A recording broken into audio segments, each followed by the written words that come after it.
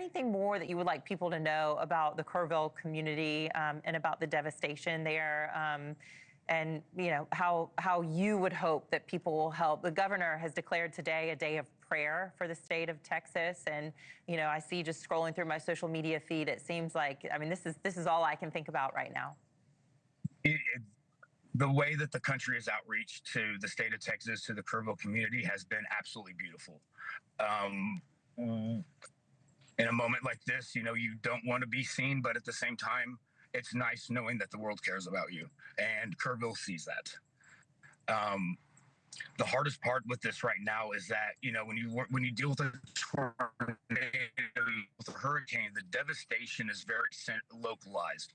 You're dealing with maybe a quarter mile with a tornado, half, whatever it is, diameter of area.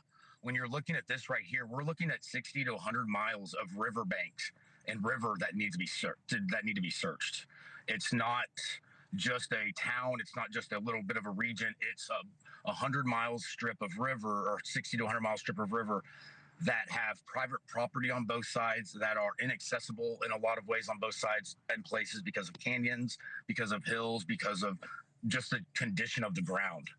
And so the challenges we have as an organization and as we have as a state are astronomical. There's no, wow, yeah. I mean, there's no, they don't write a manual on this kind of disaster. Yeah, it's so widespread, and that's why you can understand why you've got.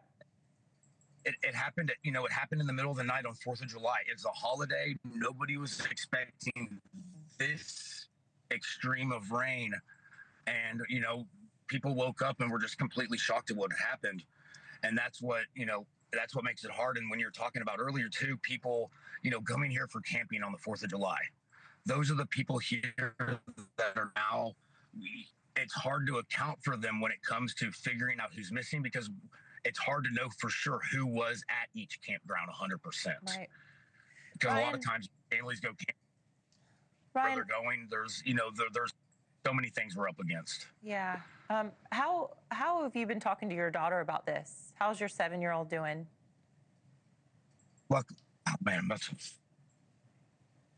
Luckily she's with her mom right now. So she's seen me on the news a couple times.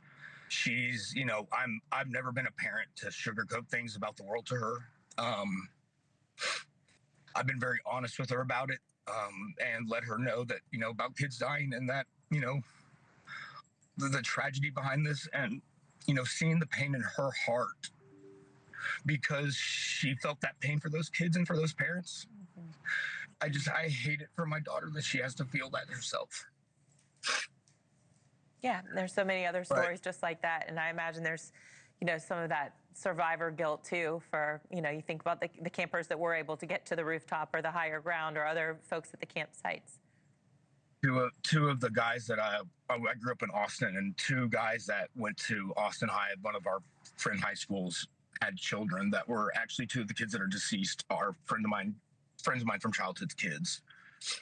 And I just found that out just a little bit ago, and it.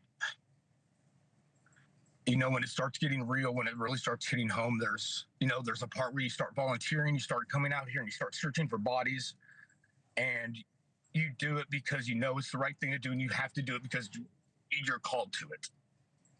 And then the reality kicks in of it.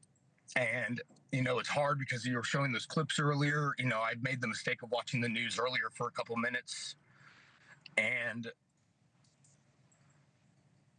I realized how much all of this is on. This is how much this is on me and on everybody around here, and how much pain all those other parents are in. And I did some victim services yesterday, and the pain that these parents are feeling, the things that they're going through,